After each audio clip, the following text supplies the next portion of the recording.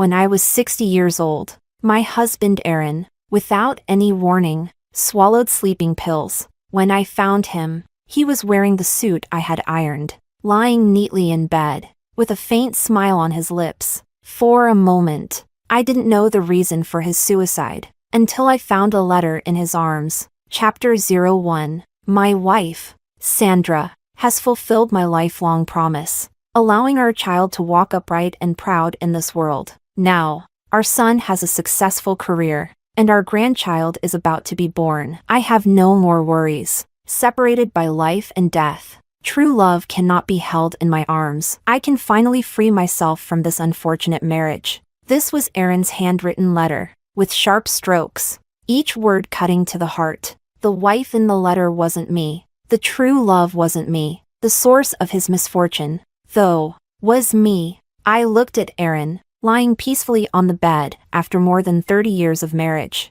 It seemed I never really knew him. I gave up most of my life for him, raised his son with my own hands. He was fulfilled, without regrets, and now he was dead, not even bothering to pretend. At 60, I suddenly discovered I had been deceived for half my life. I had become a joke. Chapter 02. I should have realized it long ago. The lack of love could be seen in every detail of our marriage. Aaron, claiming to be a germaphobe, slept in a separate room, with separate tableware. Except for conversations about our son, he never cared about my affairs, nor did he share his daily life with me. Later, when he had issues in that department, our physical relationship ceased altogether, but I never dared to complain, because I had a malformed uterus. I couldn't conceive, leaving Aaron without a biological child. In those days, a woman like me, who couldn't have children, being beaten,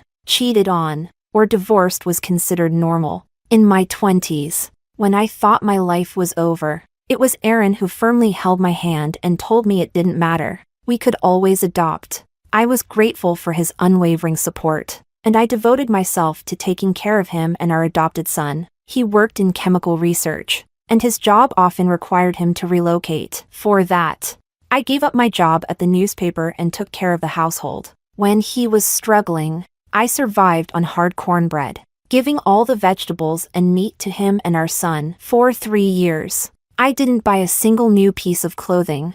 To this day, they both still think I enjoy eating coarse grains, don't care for meat, and prefer wearing old, soft clothes, finding joy in mending them. Sometimes I did feel wronged, but thinking about what I owed Aaron, I could only sigh quietly. In my heart, I always held on to a small hope that when we grew old, we would live harmoniously with our children around us. But after enduring for so long, what I waited for was Aaron's freedom. I wanted to scream and cry. I wanted to yell and curse, but the weight of half a lifetime was too heavy, pressing down on me, making it hard to breathe.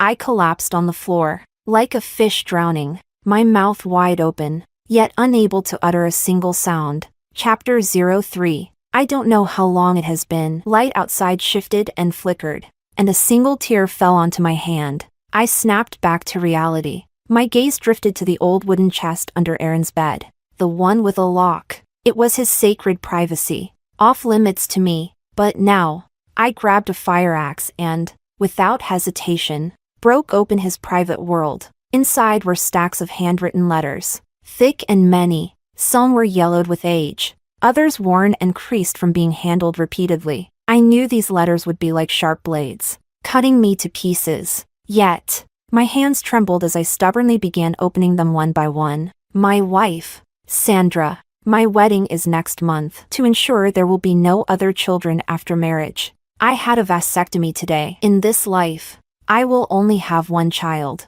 Luis, my wife, Sandra, forgives me for being with another woman. To be honest, it disgusted me, and I almost couldn't go through with it. I had to keep telling myself it was all for Luis. I must endure this for him. My wife, Sandra. I'm really fed up with Diana. Thankfully, I came up with a good solution. I told her I have a cleanliness obsession, so we sleep in separate rooms and use separate tableware. Only then can I bear to live with her. My wife, Sandra. It's been a year since I got married, and Diana still can't get pregnant. I arranged for a doctor to give her proof of infertility. She's too ashamed to face it. Soon, I'll suggest we adopt a child. My wife, Sandra. Great news! Our son has successfully been brought home. My wife, Sandra. Today I hurt myself. I smashed my genitals. Staying loyal to you. My wife, Sandra. My wife,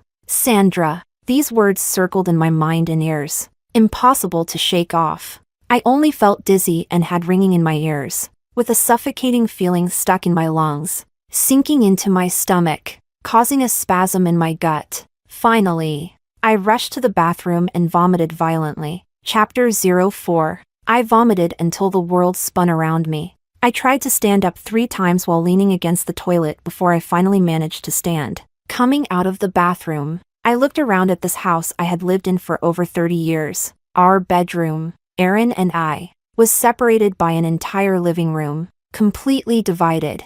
The dining table, which hadn't been tidied up, had mismatched dishes for the family, with each person's belongings strictly separate. Because Aaron claimed to be a germaphobe, our son followed suit once he was old enough to understand. Gradually, everything in our family became individually assigned, even the couch. No one ever touched anyone else's things. Once, I was so tired that I sat down on Aaron's couch, and he flew into a rage, so angry that he refused to eat dinner. I had to comfort him for hours and even take off the couch cover to wash it before he calmed down. Even today, when I found Aaron dead, I stood by the door for 5 minutes, calling him repeatedly, but he didn't wake up. I had no choice but to go in. Without realizing it, I had almost become the most boundary-conscious housekeeper in this home. At that moment, my phone rang. My daughter-in-law's pained voice came through. "Mom, I asked you to go home and get the bottle warmer.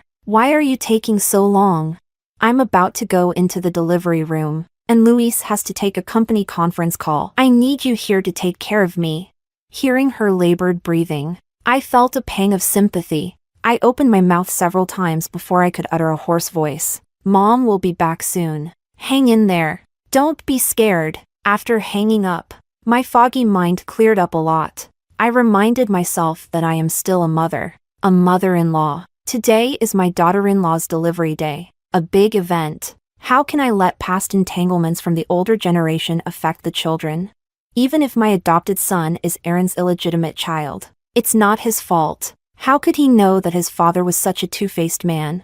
He is the son I have raised with all my love and effort. He is my son, Aaron. Since you wanted to die for love, take your secret with that woman to the grave. I wiped away my tears and went into Aaron's room to clean up his letters, suicide note, and sleeping pills, erasing all traces of his suicide. It's better for our son to come home and find that he died suddenly. But as I was tidying up the drawer, I found Aaron's phone. Fearing he left something behind, I unlocked it, and there, I saw a scheduled email. The recipient was my son. Chapter 05. Suddenly, an overwhelming sense of dread enveloped me. Still trembling, I opened the email. "My son Luis. By the time you receive this email, your father will already be dead. Forgive your father for being selfish. Forgive me for not being able to endure your stepmother any longer. But don't grieve for me. To me, fulfilling my promise to your mother in this life has already brought me contentment."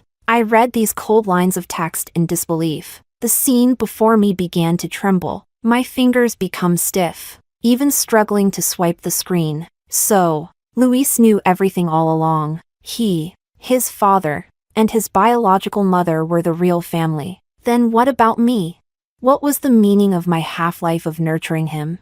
I collapsed to the ground, unwilling to stop, and kept scrolling. What I found next truly made me feel as if I had fallen into an icy abyss. "Now that you will have a precious son and a successful career, there's nothing more I can do for you. I'll leave everything to you, sparing you the burden of caring for the elderly. As for the stepmother you despise, I've taken care of her too." I added a new biological poison to her insulin, and it's slow-acting. By the time it takes effect, your wife will have just finished her postpartum recovery. Your stepmother will make her final contribution and then die. At that time, the life insurance I bought for her will kick in, and you'll be the beneficiary. Diana has no relatives, and no one will investigate her death. Even if they do, the culprit will only be me. I will leave this world with all the blame, giving you a perfect conclusion. Finally, remember to take the letters locked under my bed and bury them with me alongside your mother. Chapter 06. In the scorching summer heat, a coldness rose from the soles of my feet, freezing me in place. It felt like my ears were in a vacuum. Nothing could be heard. Suddenly, I remembered how, on Louis' birthday every year, both father and son would disappear for the entire morning. I recalled how, when Louis was little and ran away after I disciplined him, crying and shouting that he wanted to find his biological mother, I was the one who searched for him all night in the pouring rain. I thought of the time my daughter-in-law bought a bouquet of white chrysanthemums but couldn't explain clearly who they were for. Memories flashed through my mind like a revolving lantern. My thoughts were in chaos, yet I had never felt so clear-headed. After a long pause, I controlled my freezing body. Calmly, I found my medicine box, took out the tampered insulin, and replaced it with a new box to avoid suspicion. I took pictures of Aaron's suicide note, letters, and messages, then placed everything back where it was. I took the house deed, bank book, and all the jewelry. Finally, I even noticed Aaron's faint breathing. He wasn't dead yet. A cold smile played on my lips. I quietly closed his door and let him die. Chapter 07. Carrying Guilt and Wealth. I wandered like a zombie into the hospital. First, I went to the hematology department. The blood test results came out quickly: mild poisoning, causing a drop in platelet levels, but nothing fatal. Next, I went to the gynecology department to check on my uterine issues. Just after finishing my checkup, I ran into Louis. He seemed to be on a work call, casually walking over from the gynecology department. When he saw me, his irritated expression reached its peak. Rudely, he pointed at me, then gestured toward the delivery room, using his chin to impatiently urge me forward. It turns out that once you're clear-headed,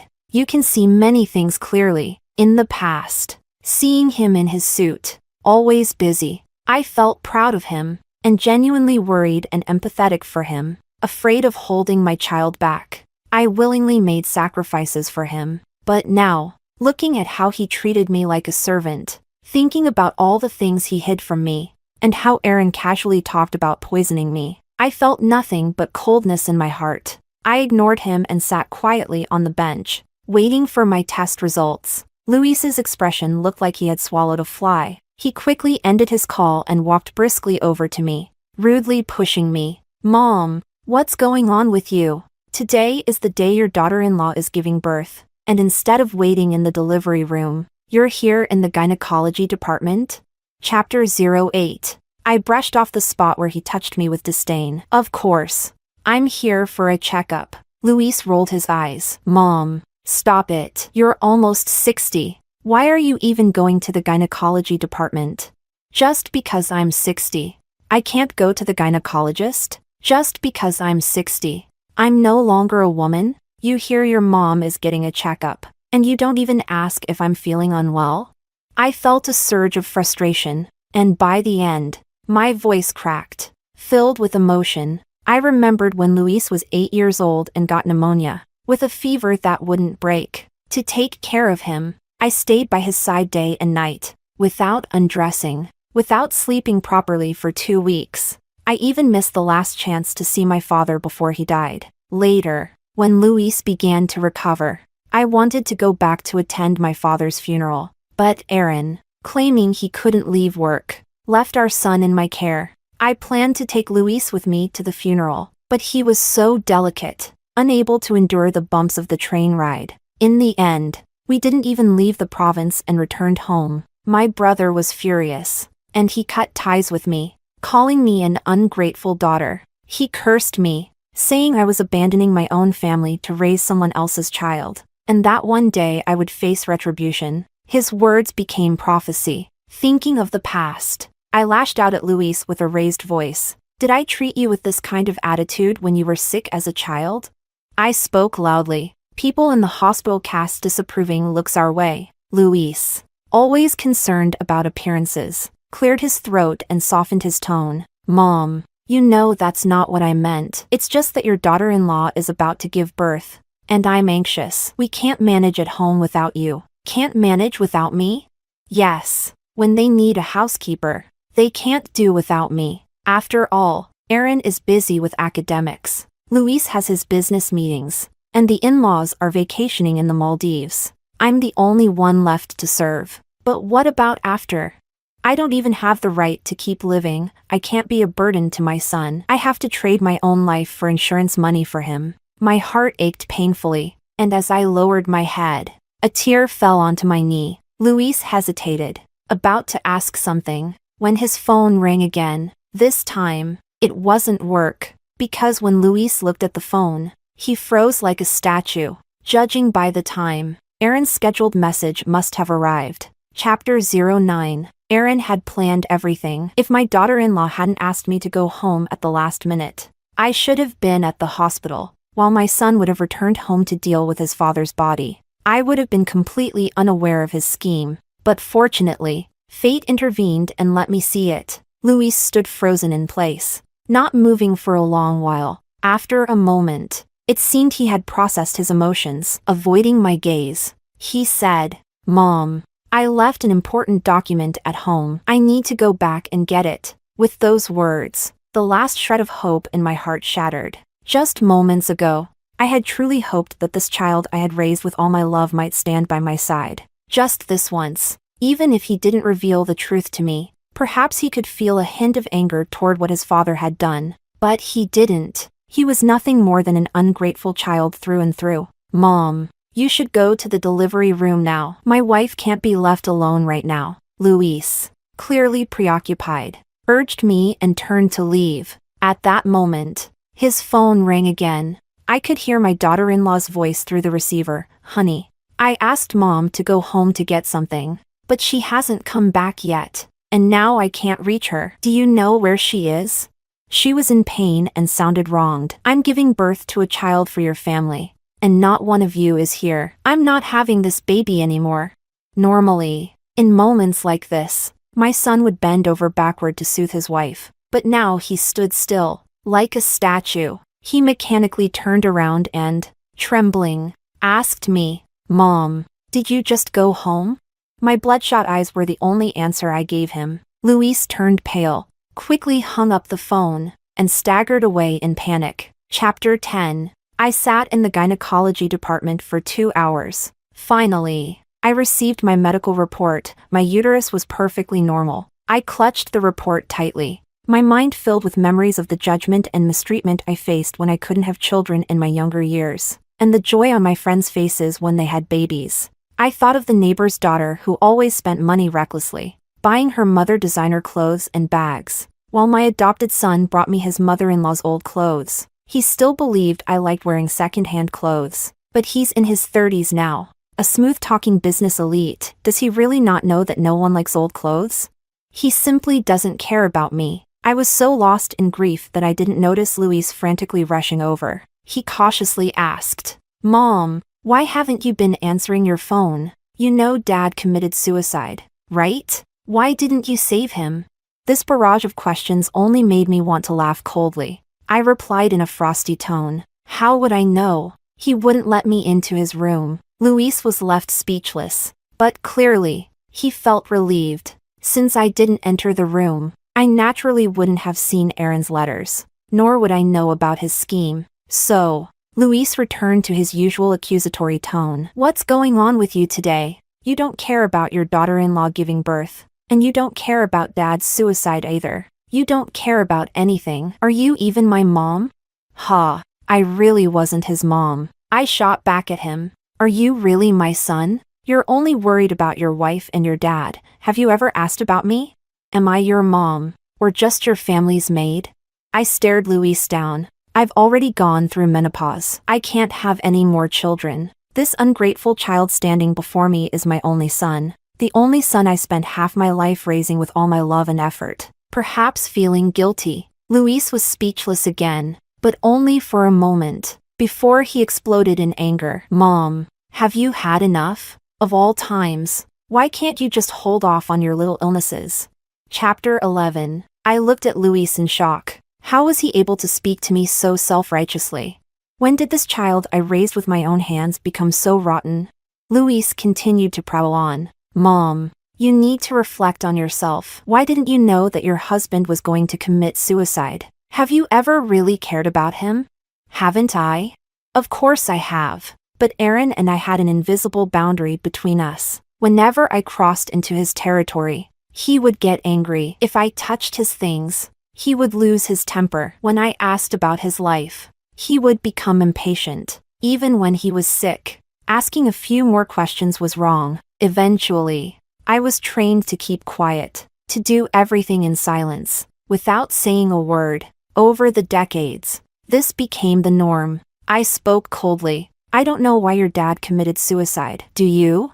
Luis ran his hand through his hair. Mom, that's what you should be worried about. Everyone has a role in this society, and your role is being a housewife. Now's not the time for wild guesses. You know Dad hated it when you overthought things. Just go take care of him, and when he wakes up, apologize properly. He'll forgive you.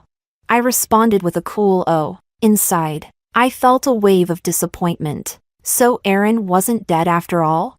It seems Luis was the one who saved him. What a loving family they are. One willing to die for love, the other rushing to save a life. And me? I'm just the person who deserves to die. At that moment, Luis's eyes landed on my medical report. He snatched it from me and sneered. Let's see what kind of illness you have.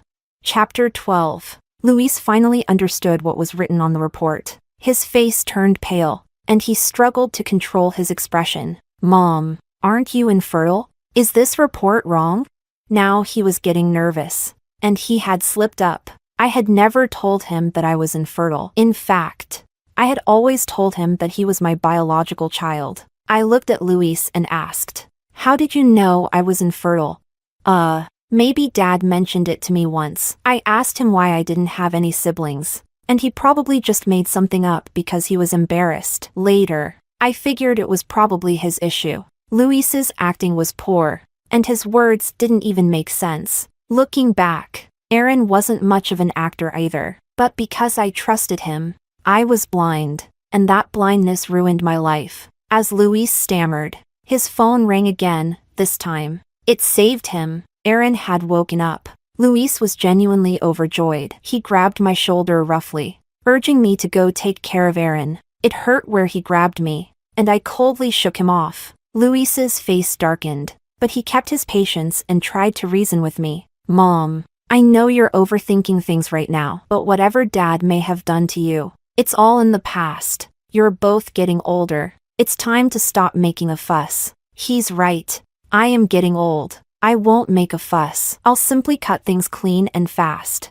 Seeing that I wasn't responding to his soft approach, Luis tried the hard one. His tone carried a warning. Mom, I suggest you stop acting up. You'll still need Dad to take care of you in the future. If you don't show up now and Dad gets angry and divorces you, I won't have anything else to say. With that, Luis stormed off in anger. Chapter 13. The events of the afternoon had passed, and I had calmed down. I may be 60, but I am not without resources. Half of the property Aaron intended to leave to his son belongs to me. I gathered all the family assets, including Aaron's personal property. Then I called my nephew. Aaron didn't know that I had kept in touch with him all these years. Although my brother cut ties with me, I still followed their family's situation. Back then, when my brother injured his leg and couldn't afford to send his son to school, I sold my jewelry to cover his tuition fees. Coincidentally, my nephew was admitted to a university in my city. For those 4 years of college, I secretly worked as a cook for other families, earning money to support my nephew. Without Aaron knowing, my nephew is a grateful man, and he always remembers to greet me during the holidays. However, since Aaron didn't like visitors at home, I only saw my nephew a few times outside. Now, my nephew has become a well-established lawyer. I called him and told him everything. He was silent for a long time. Then, through gritted teeth, he said, Auntie, don't worry. I'll help you fight for your share of the assets, and I'll make sure those wicked people end up in jail.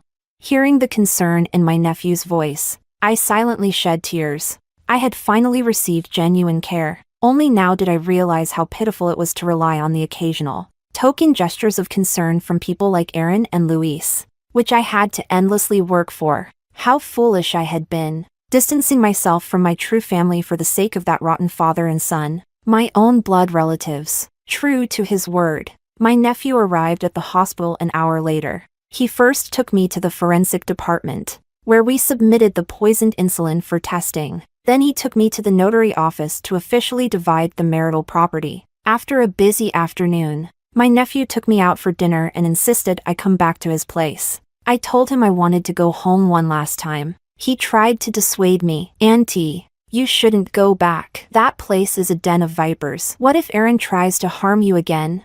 I shook my head. There's one last thing I need to confirm. Chapter 14. As a mother, I still held on to a sliver of hope for Luis. If he secretly swapped out the poisoned insulin, showing even the slightest bit of care for me as his mother, I would have forgiven him. After all, he is the child I raised with my own hands. My nephew, feeling helpless, had no choice but to accompany me. When we arrived at the door, we heard voices inside. My nephew quickly stopped me and motioned for me to stay quiet. I copied him and pressed my ear against the door. Aaron had come back. Father and son were talking. Aaron's voice was weak, barely more than a whisper. I told you someone had tampered with my will, but you didn't believe me. Now look. Even the box under the bed has been pried open. Diana must have entered my room. My will is fine, but the letters in that box contain too much information. Diana knows too much. Luis sounded anxious. Dad, why did you have to write everything down in the will? This isn't the old days anymore. Who still writes letters by hand? Aaron coughed a few times in frustration. What do you know, you brat? Do you even understand the kind of relationship your mom and I had? If I hadn't loved your mother my entire life, do you think you'd be where you are today? Besides, your wife was supposed to be at the hospital with the baby. How was I supposed to know she would send Diana back home? Luis's voice softened. It was an accident, I admit. But Dad, wasn't this all because you tried to hide your plan to die for love? You only ever think about Mom. Have you ever thought about me? Luis's voice grew choked with emotion, and Aaron's voice followed suit, both of them crying as if they were the victims. I felt disgusted listening to them. If it weren't for my nephew gently patting my back to calm me down, I might not have been able to hold it together. After the father and son finally finished crying, Aaron suddenly asked Luis a question. Did you destroy the poisoned insulin? When I heard that, my heart jumped. Chapter 15. Luis sounded irritated. Dad, you arranged the whole insulin thing so perfectly. Why would I destroy it? You sent the email to me. Diana doesn't know anything about it. We'll just keep letting her use the poisoned insulin, and when she dies, we can split the compensation money. She's taken my mother's place for all these years. It's time she paid the price. Hearing such cruel words from Luis, I felt a chilling cold run through my body. How could the son of such a beast be anything but a monster himself?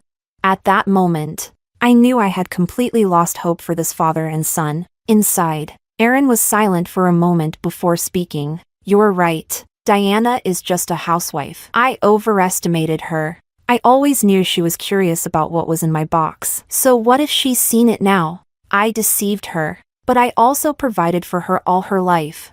Even if she regrets it, can she turn back time? She can't survive without me now. She'll just throw a tantrum. But once she accepts her fate, everything will be fine. Luis, still worried, said, but Dad, I think Diana's attitude is different this time. She didn't care about whether you lived or died.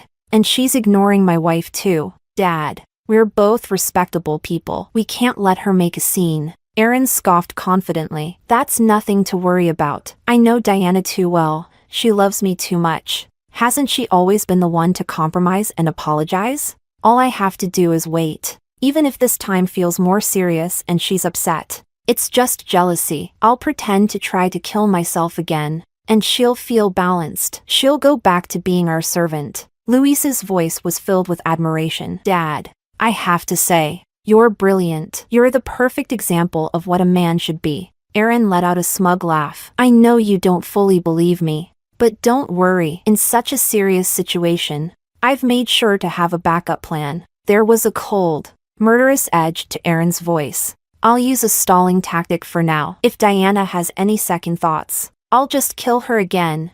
Luis, hearing his father talk about murder, didn't hesitate. Instead, he clapped and praised him enthusiastically. Chapter 16. After hearing the conversation between father and son, I was frozen in place. It was my nephew who helped me leave. Even when we got into the car, my nephew was quietly wiping away tears. I followed suit, wiping away my own tears. I've been such an unworthy aunt, barely paying attention to him, and now I've burdened him with my troubles and caused him to share my pain. When we finished crying, my nephew took me to his home. He wasn't married yet, but his place was neat and tidy, and he had already prepared the biggest room for his father in advance. Now, he settled me into that room. As soon as we got home, he started working on the lawsuit. For the next few days, my nephew took time off from work to stay by my side, running around with me, dealing with everything. During this time, that father and son duo called me countless times,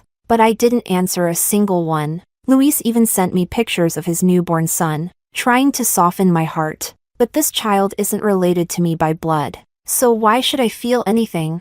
I deleted the photos without a second thought. A few days later, Luis borrowed someone else's phone to call me. I thought it was a call from the court, so I answered without a second thought. It turned out to be Luis, launching into a dramatic performance. Mom, where are you? Can you stop making a fuss? Do you even know that Dad attempted suicide because of you? This time it was really dangerous. He's in the ICU. Dad left a handwritten note saying he knows he was wrong, that it took losing you for him to realize you're his true love.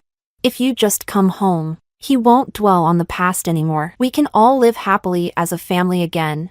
His voice was so loud, I held the phone away from my ear in annoyance. By the end of his speech, there was nothing of substance. I just responded with an indifferent "oh." Luis clearly wasn't expecting such a cold reaction. He paused for a moment, then forced a tearful tone. Mom, Dad wants to say something to you himself. He hung up and called me back on video. This time, I answered. I wasn't moved, I just wanted to see what kind of act they would put on next. Chapter 17. In the video, Aaron was lying on the hospital bed, hooked up to tubes. When his cloudy old eyes looked at me, they were filled with what he believed was deep emotion. In a weak voice, he began reminiscing about our past. Diana, the truth is, I liked you from the very first time you came to interview us at the office. But at that time, I was always thinking about the one who passed away. I couldn't see clearly. Later, I stubbornly held on to that. Never mind. I didn't realize until I'd lived most of my life that I still didn't understand it. When I think about everything I've done, I feel like killing myself. Diana, I had to die once to realize I really can't live without you. Please come home. Aaron gave a heartfelt performance, even managing to squeeze out a tear. As for me, I felt nothing but goosebumps. No emotion. I thought to myself, if you don't watch years of soap operas, you can't come up with lines this cringeworthy. 60 years old, still talking about love. This old man hasn't learned a thing in life. I wanted to say something, but my nephew had advised me not to startle them before we officially filed the lawsuit. So I stayed quiet, watching him perform intently. When Aaron ran out of lines, he finally realized that I wasn't moved at all. His cloudy eyes shifted, and suddenly, he leaned closer to the screen. In a cold, eerie voice, he asked, Diana, where are you right now? I want to see you one last time. The murderous intent in Aaron's eyes flickered through the screen, and I could feel it clearly. Startled, I quickly hung up the phone. That night, I had nightmares about Aaron and Luis, both wielding knives and cornering me, stabbing me again and again with vicious fury. Even when I woke up the next morning, my mental state was poor. I went downstairs in a daze to buy groceries, but as soon as I stepped outside, I was arrested by the police. Chapter 18. At first, I thought the police officers were there to help me, until they grabbed me by both arms. Panicking, I asked, Officers, why are you arresting me? The police explained, Ma'am, don't worry. Do you not know that you've been diagnosed with Alzheimer's? We received a report from your husband and son, saying you've been deceived and ran away with all the family's assets. It took us a lot of effort to find you. Don't worry. We'll take you back to your family now. I hurriedly tried to explain. I'm not sick. I left on my own. I want a divorce.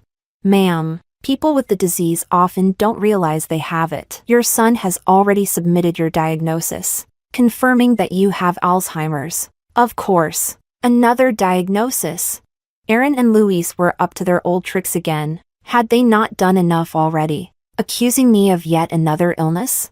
I frantically tried to explain that I wasn't sick, but the police seemed to trust the diagnosis report more. One of them pointed to my nephew, who was being restrained, and said, "This is the person who's deceiving you. Your family wouldn't hurt you." Seeing my nephew in handcuffs made me furious, and I started struggling violently. A crowd began to gather, with some concerned people muttering, "Isn't this police brutality?" They pulled out their phones and started recording. The officers had no choice but to explain the situation. Taking advantage of the moment, my nephew leaned closer to reassure me. "Auntie, don't worry. Once we get to the police station, they'll do an evaluation to see if you're really sick. The police will give us justice. They're lying about something that can easily be disproven, which means they have other motives. We need to be prepared." I calmed down, realizing my nephew made sense, and cooperated with the police. Sure enough, after several hours, my nephew proved his identity as a lawyer and our familial relationship. I also cooperated, demonstrating that my mental state was sound. We then took the opportunity to file a report and formally accused Aaron and Luis of attempted murder. Chapter 19. When I walked out of the police station, I finally felt a sense of relief, as if a heavy weight had been lifted off my shoulders. Now, all that remained was to go with my nephew to the forensic agency to collect the evidence, and Aaron and Luis would be finished. But just as I stepped out of the police station, a shadow rushed toward me. Before I could react, Aaron's twisted, old face was right in front of me, and in his hand was a syringe. In that split second, I thought it was all over for me, but suddenly, a police officer rushed out, kicking Aaron to the ground with a flying kick. This old man had attempted suicide twice before, but this time, he couldn't stir up any more trouble. With a venomous look in his eyes, he glared at me and cursed, "Diana, you won't die peacefully. You conspired with outsiders to harm your husband and child. How could you turn on the child you raised yourself? You don't deserve to be called human." His shameless words made even the officers present roll their eyes in disgust. I had a lot of insults I wanted to hurl at him, but I didn't even know where to start. Saying anything to a monster like him was a waste of breath. My nephew picked up the syringe from the ground and handed it to the police, angrily saying, "Officer, I told you this old man wasn't up to any good, and here he is, attacking someone right in front of the police station." The poison in this syringe is probably the same as the one he put in my client's insulin. Now that he's caught red-handed, he'll face multiple charges. The police acted quickly, gathering all the evidence of Aaron's crimes. However, since Aaron insisted that his son knew nothing and that Luis hadn't directly participated in any criminal activity, only Aaron was arrested. 2 weeks later, Aaron's attempted murder case and my divorce case were heard together in court. Before the trial, Luis appeared as a witness. He intercepted me in the hallway, bringing up memories of his childhood, trying to rekindle my motherly affection. He pleaded for me to take less of the assets, to leave more for him, as he needed to raise his child. I found it laughable. In every situation, it was me making sacrifices for him. What had he ever done for me? Giving me leftover grains? Handing me his mother-in-law's old clothes? Don't even think about it. I'm not giving you a single cent. I pushed past him, heading toward the courtroom, but he lost control. He ran in front of me, shouting, "You've never worked a day in your life, so why should you get so much of my dad's money? Just for being a housekeeper? Have you ever thought about how you'll live the rest of your life? You're 60 years old. Who's going to take care of you when you're old? Are you expecting your nephew to do it?"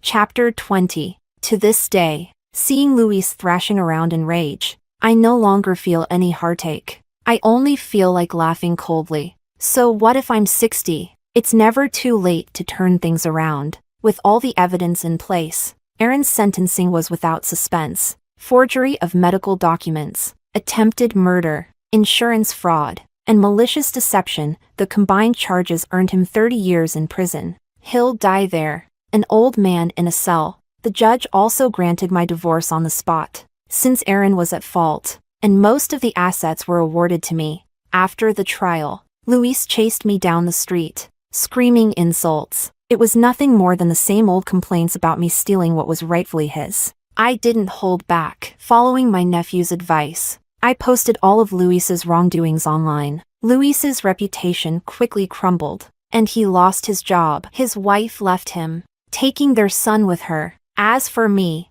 I received an overwhelming wave of sympathy from people online, outraged by my story. They said things like, "She's just an old lady, let's all chip in a little bit and raise a pension fund for her." I declined their kind offers. I have enough assets to take care of myself, and I asked them to donate to those in greater need. But through this experience, I felt the warmth of strangers, much warmer than the coldness of my own family. I started my own live streaming channel, sharing my daily life as a retiree, and it's been well received. Next, I plan to start a series on traveling in a camper van. 60 isn't too late to begin a new career. Before setting off on my travels, I went to visit Aaron in prison. I told him that, years ago, I'd heard about his first love and had my suspicions about Luis's origins. Back then, paternity testing wasn't available, so I had a blood test done. Aaron is blood type O, and Luis is AB.